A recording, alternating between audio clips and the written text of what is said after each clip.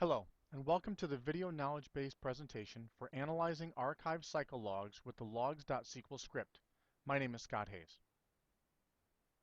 We'll be talking about where to get the logs.sql, what the logs.sql can do for you, how to use the logs.sqls, and then I'll be doing a short demo. First, where to get the logs.sql. You can download this tool and other tools from the customer support download site. You can access the site via FTP or as shown here through HTTP at tsftp.informatica.com. Use the same login you normally use when you create tickets. Once there, you can simply do a search for logs.sql and you'll be given a link to download the script. What can the logs.sql do for you? First, the script will analyze a single cycle or job. It will provide a comprehensive list of parameters for the source and target.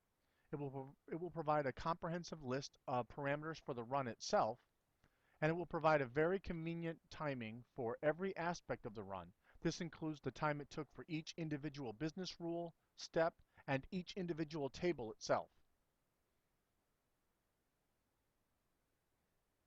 To use the logs.sql, first you connect using SQL Plus to the home repository, usually AM Home. Start a spool so that the results will be saved to a file. Execute the logs.sql.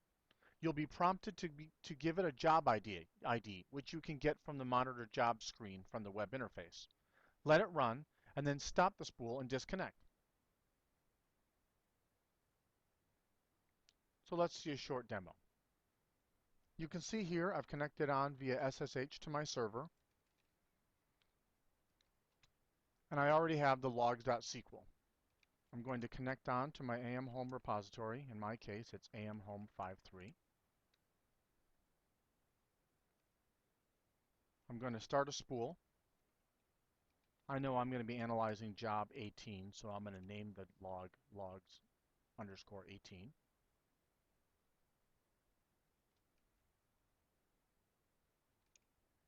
I execute the logs.sql, and it's prompting me for one value, and that's the job ID. I'm going to give it 18. And now it's giving me all the details, which we'll be analyzing in a second. I turn off the spool, and I exit.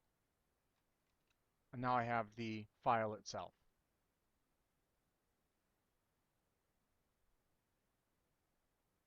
So here I have the log itself, so we can see exactly what it's showing us.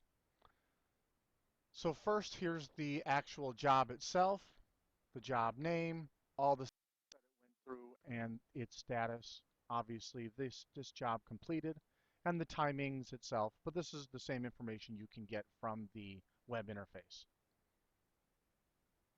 The next thing it's showing me is the entity that was run for this cycle. You can see here that I ran the AR cycle. It's giving me all the parameters for the source and target. So here's the destination that I sent it to and the parameters, the usernames, all the passwords are encrypted, so you won't be able to see the passwords in this log. But you can see all the other parameters. And again, the same thing for the source. Here's the source parameters. Again, the passwords are encrypted. After that, now we can see the actual definition or the project parameters.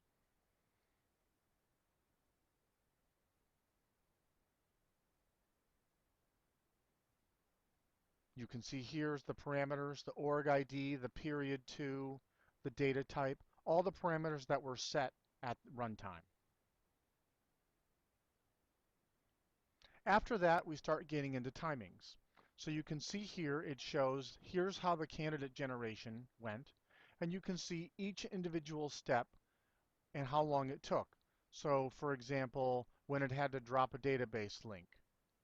Here we have business rules. So you can see this business rule took very little time, this business rule, and so on and so forth. This is particularly useful if the candidate generation is taking a long time to run. You can use this tool to see exactly which business rules are giving you trouble, and we can see if we can tune those business rules, or you might decide you may need to just disable them. And so on and so forth. So here we have the build staging, and you can see the timings that it did for that. The copy to staging when it actually copied data into the staging tables.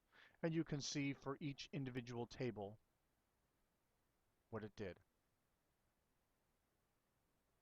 The validate destination step, the copy to destination, this is when it's copying to the history tables themselves, and again you can see on a table by table basis how long each individual table took. The purge staging,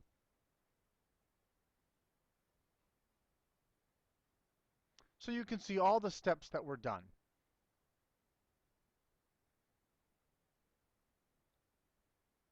Thank you very much.